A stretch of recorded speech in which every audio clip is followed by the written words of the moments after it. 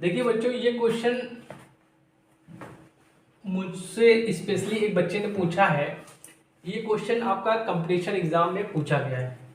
एक ट्रांसफार्मर में x1 की वैल्यू 5.2 ओम है और x2 की वैल्यू 0.015 ओम है। यदि टर्न रेशियो आपका 1/20 है तो प्राथमिक पर टोटल रिएक्टेंस एक्सेल, ये आपका क्या है एक्सेल का मान बताइए।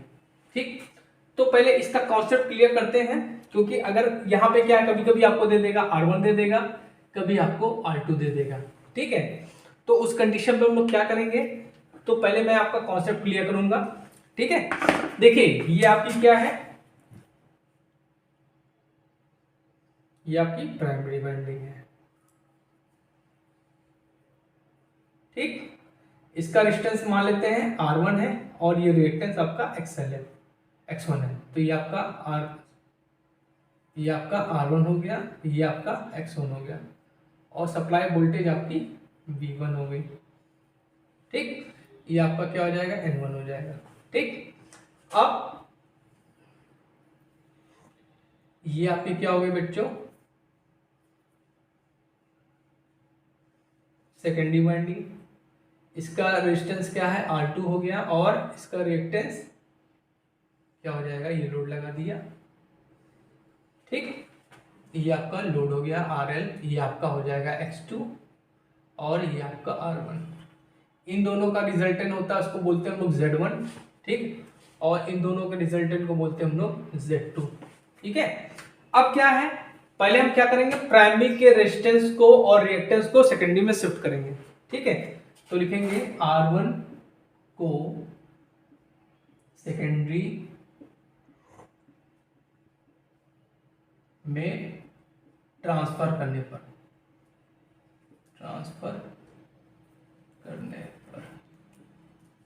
ठीक, जब इसको हमने R1 को हमने सेकेंडरी में ट्रांसफर कर दिया तो वहां पर रेजिस्टेंस हो जाएगा आपका R1 डैश। क्या लिखेंगे, R1 डैश। तब क्या हो जाएगा, इसका फॉर्मूला क्या होता है, N2 बाई N1 का होल स्क्वायर कर देंगे इनटू जो रेजिस्टेंस की पहली वैल्यू है क्या है R1।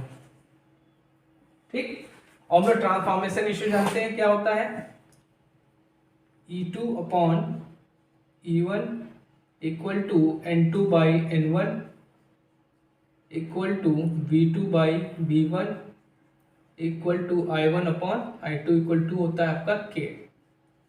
तो यहाँ पे N2 बाई N1 की जगह हम क्या रख सकते हैं, K रख सकते हैं। तो क्या आ जाएगा आपका, ये आ जाएगा आपका K स्क्वायर R1। ठीक है, तो यहाँ पे जो टोटल डिस्टेंस नई वैल्यू आ जाएगी डिस्टेंस की, वो कितनी हो जाएगी, K स्क्वायर R1 हो जाएगी। इसी तरह अगर हम इस रिएक्टेंस को इधर ट्रांसफर करेंगे तो क्या हो जाएगा, X1 डैश हो जाएगा। तो ये क्या हो जाएगा आपका N2 बाई N1 का होल स्क्वायर इंटू X1 हो जाएगा, जो पहली वैल्यू होगी। ठीक, तो ये भी क्या हो जाएगा, K स्क्वायर टाइम्स X1 हो जाएगा। ठीक, अब देखो हमने ट्रांसफर कर दिया है, तो पहले आपका R1 था और आपका एक और रेजिस्टेंस मिल गया, तो यहाँ पे क्या हो जाएगा, नया रेजिस्टेंस क्या हो जाएगा, ये हो जाएगा आपका, ये हो जाएगा आपका R1 और नया रेजिस्टेंस कितना हो गया, ये आपका R1 डैश हो जाएगा। तो इन दोनों का जो टोटल रिएक्टेंस हो जाए, टोटल डिस्टेंस हो जाएगा, टोटल रेजिस्टेंस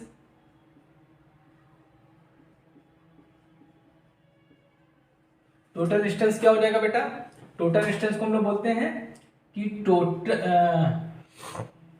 R, ठीक है, इक्विवेलेंट S, मतलब S फॉर सेकेंडरी वाइंडिंग और इक्विवेलेंट मतलब सेकेंडरी वाइंडिंग का इक्विवेलेंट डिस्टेंस कितना हो जाएगा, ये हो जाएगा आपका R1 प्लस R1 डैश। ठीक है, सॉरी यहाँ पे R2 होगा ना, R2 होगा। ठीक, ये R1 नहीं होगा, ये आपका R2 सेकेंडरी में कर रहे हैं ना। ठीक, यहाँ पे ये R2 है। ठीक है, इसी तरह हम टोटल रिएक्टेंस की वैल्यू बात करें, टोटल रिएक्टेंस कितना हो जाएगा, क्या हो जाएगा XES। तो ये भी क्या हो जाएगा X2 प्लस X1 डैश। ठीक, समझ में आया। तो यहां पे भी रिएक्टेंस कितना हो जाएगा, सॉरी ये रिएक्टेंस तो ये हो जाएगा आपका x2 और ये हो जाएगा x1 डैश और पूरा। ठीक, अब इसी तरह अब हम सेकेंडरी को अगर प्राइमरी में ट्रांसफर करेंगे, ठीक है, सेकेंडरी से अब R2 को हम इधर ट्रांसफर करेंगे तो क्या हो जाएगा, तब देखें तो लिखेंगे R2 को प्राइमरी वाइंडिंग में ट्रांसफर करने पर, ठीक। तो अब यहां पे जो x2 को हम ट्रांसफर करें तो क्या हो जाएगा, x2 डैश हो जाएगा, क्या हो जाएगा ये x2 डैश हो जाएगा। अब यहां पे देखिए क्या हो जाएगा, यहां पे आपका n2 बाई n1 स्क्वायर था, यहां पे हो जाएगा n1 बाई n2 का स्क्वायर इंटू x2 हो जाएगा। क्लियर है? तो यहां पे बन जाएगा आपका formula x2 by K square, ठीक है। और अगर हम रेजिस्टेंस को ट्रांसफर करेंगे तो ये हो जाएगा आपका R2 dash equal to n1 upon n2 का होल स्क्वायर इंटू R2, तो ये हो जाएगा आपका, ये हो जाएगा आपका R2 बाई के स्क्वायर। तो प्राइमरी बाइंडिंग में टोटल रेजिस्टेंस कितना हो जाएगा, तो ये हो जाएगा आपका RET, मतलब equivalent resistance in primary binding. तो क्या हो जाएगा ये आपका R1 प्लस ये हो जाएगा R2 डैश, मतलब ये हो जाएगा आपका R1 plus R2 by K square, ठीक है। और यहाँ पे अगर हम रेजिस्टेंस उसकी वैल्यू निकालेंगे, किसकी, रिएक्टेंस की, तो क्या हो जाएगा XEP इक्वल टू क्या हो जाएगा, ये हो जाएगा आपका x1 plus x2 by x2 dash हो जाएगा, तो क्या हो जाएगा आपका x1 प्लस आपका x2 बाई के स्क्वायर। चलिए अब मुद्दे पे आते हैं, ठीक है। अब क्या कह रहा है कि प्राथमिक में टोटल रिएक्टेंस ट्रांसफर कर दिया है, तो बच्चों हम लोग यहाँ ये फॉर्मूला लगाएंगे, क्या लगाएंगे, ये फॉर्मूला लगाएंगे, ठीक है। क्या लगाएंगे, ये फॉर्मूला लगाएंगे, ठीक। तो देखिए अब देखिए, अब किसमें क्या पूछा था, प्राथमिक में टोटल रिएक्टेंस, मतलब इसको हमने इधर ट्रांसफर कर दिया है, तो ये फॉर्मूला लगाएंगे। तो लिखेंगे टोटल, मतलब यहाँ पे एक्सेल दिया उन्होंने, तो इसको हम लिख लिया एक्सेल, क्या लिख लिया, एक्सेल लिख लिया, ठीक। तो फॉर्मूला क्या हो जाएगा, x upon x1 plus x2 by K square, ठीक। तो x2 तो के यहाँ पे क्या दिया था आपको, टर्म्स कितना दिया, n2 बाई n1 दिया था, ये आपका कितना दिया है, n2 बाई n1 दिया, आ रहा संतोष, n2 बाई ये दिया है 120। तो यहाँ पे क्या है, उल्टा हो जाएगा, तो यहाँ पे क्या हो जाएगा, x2 इंटू के स्क्वायर हो जाएगा, ठीक। यहाँ क्या हो जाएगा, x2 by 1 by K square, ये के स्क्वायर है, ये के की वैल्यू आपको दिया n2 by n1 equal to 1 by 20 दिया, तो 1 बाई एक्स स्क्वायर है, 1 बाई के स्क्वायर है, तो ये उलट जाएगा, मतलब ये 20 का स्क्वायर हो जाएगा। तो इसको सॉल्व करिए, x1 की वैल्यू कितनी दी इन्होंने, 5.2 दी है, x2 की वैल्यू कितनी दी है, 0.015, और यहाँ पे उलट जाएगा तो क्या हो जाएगा, ये 20 का स्क्वायर हो जाएगा, ठीक है, ठीक। तो बच्चों इसको सॉल्व करेंगे आप, तो 5.2 प्लस 0.0115 और ये क्या आ जाएगा आपका 400, ठीक है। अब इसको करेंगे तो 5.2 प्लस, ठीक, 15 चौक 60, ठीक, तो 0 0 15 चौक 60, कितने पॉइंट लगाए, 3 के बाद, तो ये लगेगा 6। तो इसको जोड़ेंगे तो 5.2 और 6 को जोड़ेंगे तो आपका कितना आ जाएगा, 11.2 ओम। तो इसमें आंसर क्या हो जाएगा बच्चों, 11.2। तो आई होप बच्चों ये आपको मेथड समझ में आया होगा। इसी तरह आपके न्यूमेरिकल कुछ भी दे सकते हैं, ठीक है। आपको बस ये सारे कॉन्सेप्ट जो मैंने आपको बताए हैं इनको याद रखना है। अगर याद रखेंगे तो इस तरह का कोई भी क्वेश्चन आएगा आप आसानी से आप सॉल्व कर लेंगे, ठीक है। देखिए ये क्वेश्चन आप लोगों के लिए रोंगटे खड़े कर देने वाला है। ये क्वेश्चन जो है आप लोगों के लिए रोंगटे खड़े करने देने वाला है, क्योंकि आप अपनी ITI की बुक में उठा लीजिए, ये फॉर्मूला आपको मिलेगा ही नहीं, लेकिन ये कंपटीशन में पूछा गया है। ठीक है, तो आपको थोड़ा लेवल आपका अपना बढ़ाना पड़ेगा, मैं हमेशा कहता हूं। ठीक है, क्या कह रहा है, 3 phase salient pole synchronous motor द्वारा विकसित सक्रिय शक्ति है V E X D sine 5 plus V square X D minus X A upon 2 X D X A sine 2 5 V E X D sine 5 plus V square X D minus X A upon 2 X D X A cos 2 5 V E cos 5 X D plus V square X D minus X A upon 2 X D X A sine 2 5। तो बच्चों इसमें answer क्या हो जाएगा आपका, ये होगा, पहला सही है, this is a right answer. ठीक है, ये तो आपका सैलिएंट पोल। सैलिएंट पोल मतलब जिस सिंक्रोनस मोटर में आपका जो रोटर है वो क्या है, सैलिएंट पोल टाइप का है। ठीक है, किस टाइप का है, सैलिएंट पोल टाइप का। और सैलिएंट पोल रोटर क्या होता है,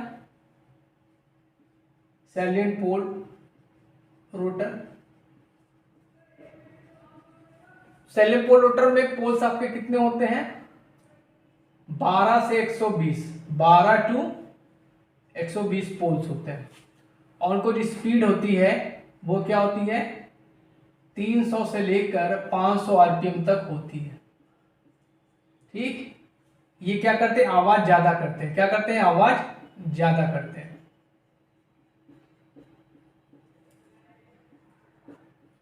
ठीक है, ओके। अब आते हैं हम सिलेंड्रिकल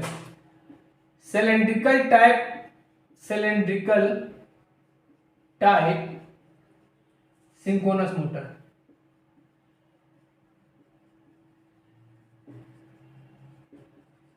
जब आप सिलेंट टाइप पढ़ रहे हैं सिंक्रोनस मोटर, तो आप सिलेंड्रिकल टाइप भी पढ़िए, उसमें भी पूछ सकता है। तो सिलेंड्रिकल टाइप सिंक्रोनस मोटर में जो होता है, XD और XA की वैल्यू सेम होती है। क्या होती है, सिलेंड्रिकल टाइप सिंक्रोनस मोटर में क्या होता है, XD और XA की वैल्यू क्या होती है, सेम होती है। इस कंडीशन पे ये जो टर्म्स होगा वो आपका जीरो हो जाएगा। ठीक है, इस कंडीशन पे क्या हो जाएगा, VE अपॉन XD। ठीक है, और sine 5 plus V square XD minus XA upon 2 XD XA sine 2 5। इस कंडीशन में क्या हो जाएगा, ये टर्म बेटा क्या हो जाएगा आपका, जीरो हो जाएगा। ठीक, तो उसमें क्या जो आपकी जो सिलेंड्रिकल टाइप सिंक्रोनस मोटर में जो पावर होगी वो क्या होगी, VE साइन 5 अपॉन XD कहो चाहे XA कहो, ये आपको पता होना चाहिए।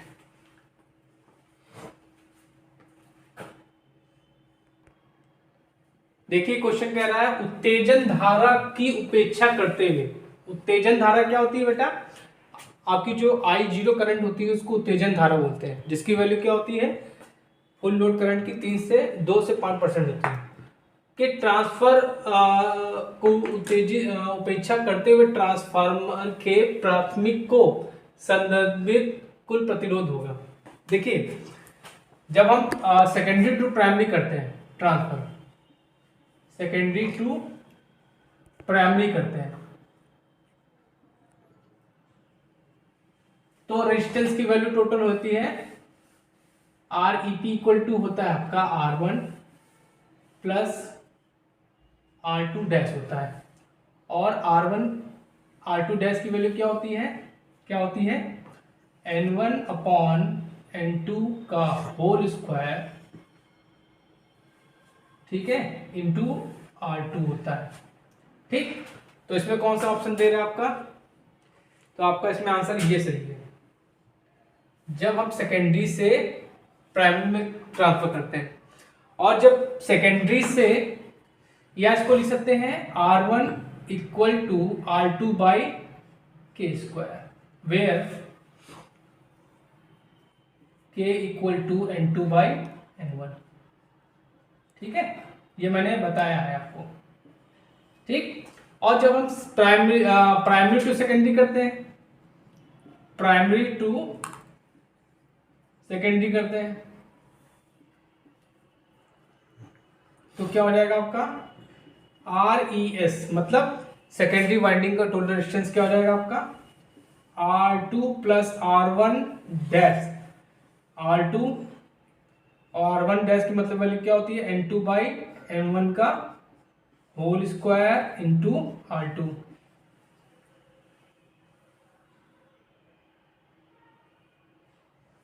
टू R1 होगा, सॉरी, ठीक। और इसको हम लिखते हैं क्या R2 प्लस के स्क्वायर R1, ठीक है। तो ये कॉन्सेप्ट आपको क्लियर करना पड़ेगा, आपको ये पता होना चाहिए, ठीक है। तो इसमें आंसर क्या हो जाएगा, ये सही है, ठीक है।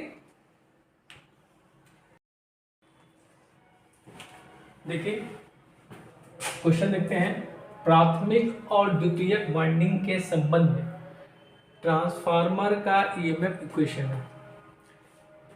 E1 is equal to 4.44 F N1 E2 is equal to 4.44 F N2 E1 is equal to 4.44 F N1 B A and E2 is equal to 4.44 F N2 B A। देखिए जो ट्रांसफार्मर का ईएमएफ इक्वेशन होता है, transformer EMF equation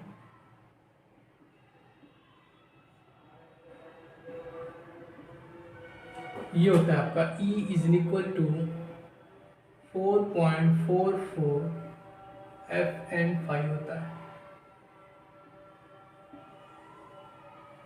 ठीक है। ये आपका transformer का ईएमएफ इक्वेशन है।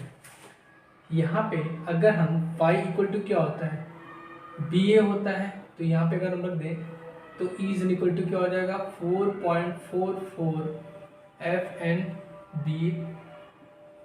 ये भी आपका ट्रांसफार्मर का ईएमएफ इक्वेशन हो गया। चलिए मुद्दे पे आते हैं। अगर हम प्राइमरी वाइंडिंग की बात करें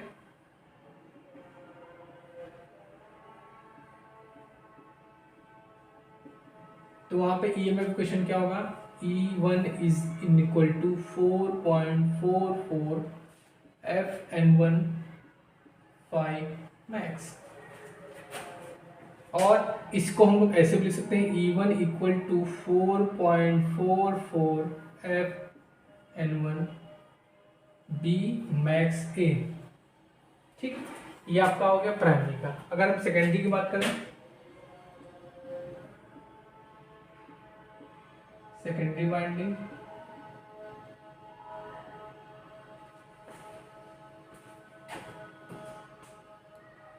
तो सेकेंडरी वाइंडिंग क्या होगा E2 is equal to 4.44 FN2 5 max और E2 इक्वल टू ये भी हो जाएगा क्या आपका 4.44 FN2 B मैक्स A।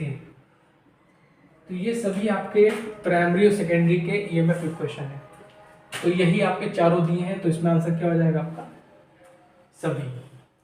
अगर हम अल्टरनेटर का ईएमएफ इक्वेशन देखें,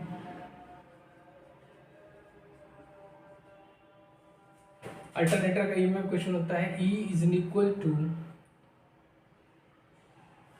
4.44 KP KD FT5। ये आपका अल्टरनेटर का ईएमएफ इक्वेशन हो गया। कभी कभी क्या होता है, इसमें क्या होता है KP KD की वैल्यू 1 होती है जब, तो क्या होता है ये आपका ईएमएफ इक्वेशन बन जाता है आपका 4.44 FT5।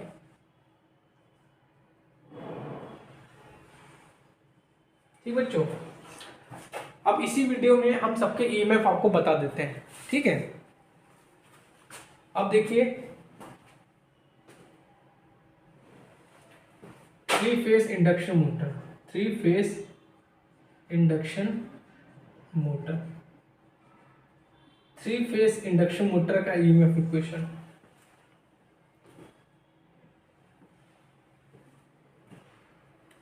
अगर हम स्टेटर की बात करें, स्टेटर के लिए होगा E is equal to 4.44 kc KD1 kc KD1 F1 T1। T1 क्या है, मतलब यहाँ पे टन्स है, ठीक है। इसी तरह अगर हम रोटर का निकालें तो क्या हो जाएगा, रोटर का ईएमएफ इक्वेशन हो जाएगा आपका 4.44 kc, ठीक, KD2। अब यहाँ पे क्या आ जाएगा, स्लिप आ जाएगा, क्योंकि हम यहाँ पे स्टेटर की फ्रीक्वेंसी लिए थे, यहाँ पे अब रोटर की फ्रीक्वेंसी हो जाएगी, तो एस टाइम क्या होती है, F1 होती है, ये हो जाएगा।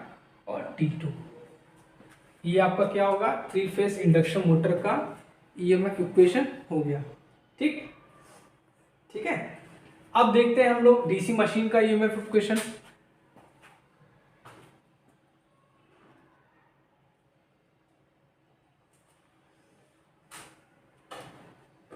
चलिए मैं देखते हैं, इसको मिटा देते हैं।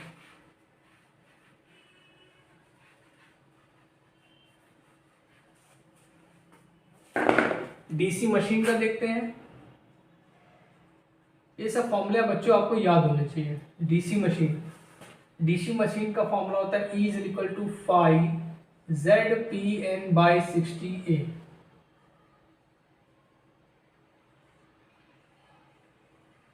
ठीक,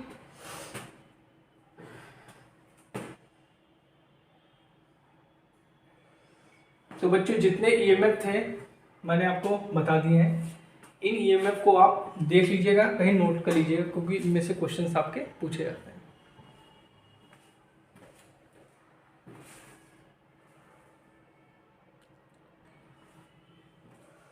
देखिए क्या कह रहा है, एक आइसोलेशन ट्रांसफार्मर में प्राइमरी तथा सेकेंडरी में अनुपात होता है। 1:2 होता है, 1:1 होता है, 1:4 होता है, 2:2 होता है। देखिए isolation transformer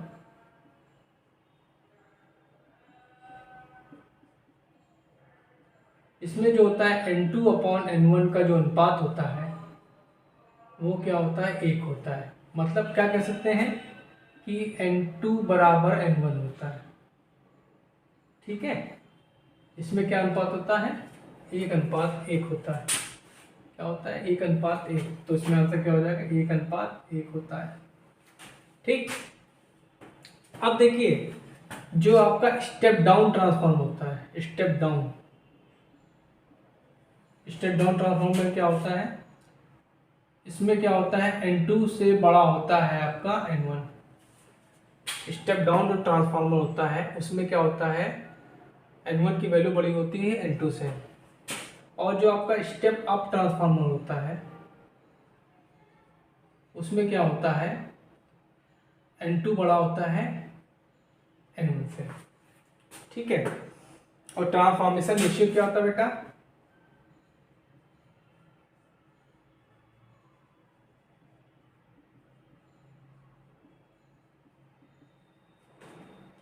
V2/V1 is equal to E2/E1 equal to N2/N1 equal to I1/I2 is equal to K।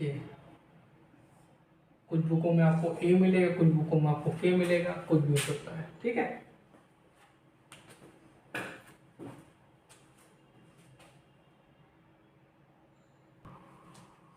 चलिए बच्चों अगला क्वेश्चन देखते हैं। ये बच्चों क्वेश्चन बड़ा थोड़ा टेढ़ा है, ठीक है। जिसका कॉन्सेप्ट क्लियर होगा वही कर पाएगा। क्या कह रहा है, डीसी सीरीज मोटर में वोल्टेज, बैक ईएमएफ और आर्मेचर धारा के मध्य संबंध है। EB is equal to V plus IaRa minus ISC RSC। V is equal to EB plus IaRa minus ISC RSC। EB is equal to V plus IaRa plus ISC RSC। EB is equal to V minus IaRa minus ISC RSC। चलिए इसको start करते हैं, solve करते हैं KVL लगा के। देखिए ये क्या हो गया आपका, ये आपका आर्मेचर हो गया, ठीक।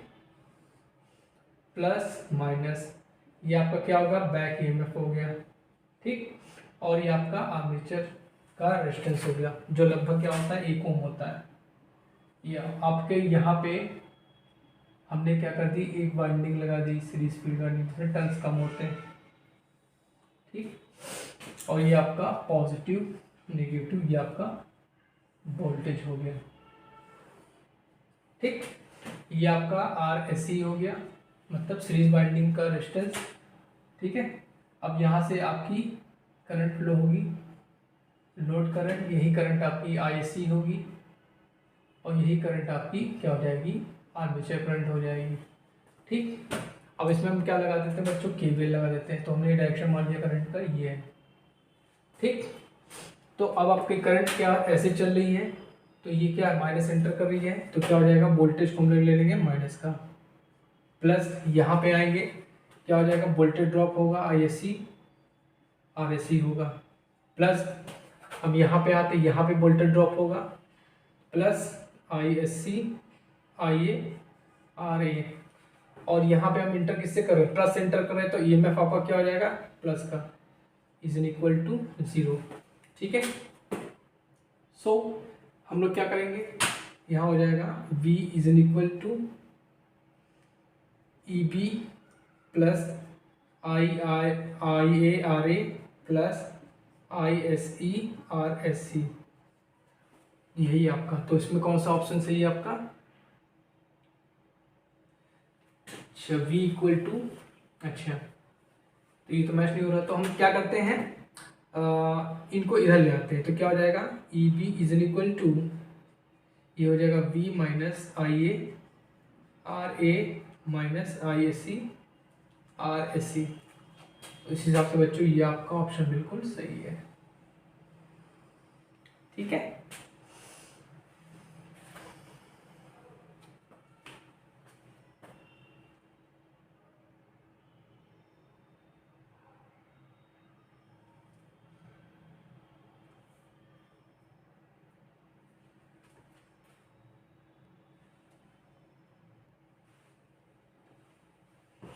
एक 3 फेज इंडक्शन मोटर के स्टेटर में उत्पन्न चुंबकीय क्षेत्र चलता है, ठीक है।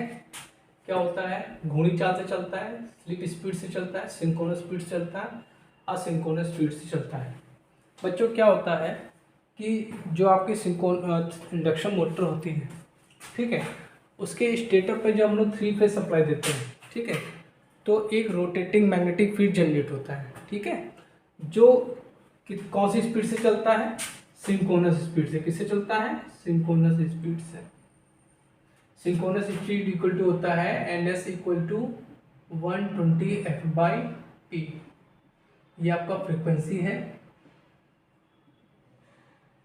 ये आपका पोल्स है, ये आपका तुल्यकाली गति, तुल्यकाली गति, ठीक। कभी कभी आपसे स्लिप पूछ लेगा, तो स्लिप क्या होती है, तुल्यकाली गति और रोटर की स्पीड का अंतर क्या कहलाता है, तुल्यकाली स्लिप कहलाता है, ठीक है। जब आपका रोटर स्टैंड स्टिल कंडीशन होगा, स्टैंड स्टिल कंडीशन में स्लिप का मान क्या होता है, 1 होता है, ठीक है। जो आपका रोटेटिंग मैग्नेटिक फील्ड होता है उसका रिजल्टेंट जो होता है, ठीक है, रिजल्टेंट फ्लक्स होता है, वो क्या होता है 3/2 5 मैक्स होता है, मतलब 1.5 मैक्स होता है, ये भी आपको पता होना चाहिए, ठीक। अच्छा 3 फेज में 2 फेजों के बीच में एंगल क्या होता है, 2 फेजों के बीच एंगल कितना होता है बेटा, 122 डिग्री का, ठीक। जैसे मान लीजिए ये आपकी 3 फेज वाइंडिंग है,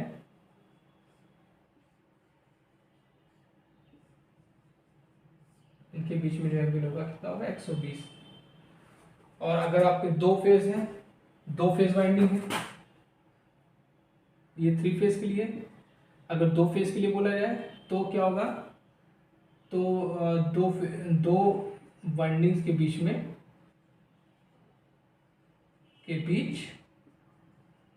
90 डिग्री अंतर होगा ना, 90 डिग्री होगा। ठीक, इंडक्शन मोटर जो होती है ये सेल्फ स्टार्टिंग होती है। क्या होती है? Self starting. किसके कारण? रोटेटिंग मैग्नेटिक फील्ड के कारण। ठीक है, अगर एयर गैप बढ़ेगा पावर फैक्टर कम होगा। ठीक है, ये सब बातें आपको याद रखनी है। ठीक है।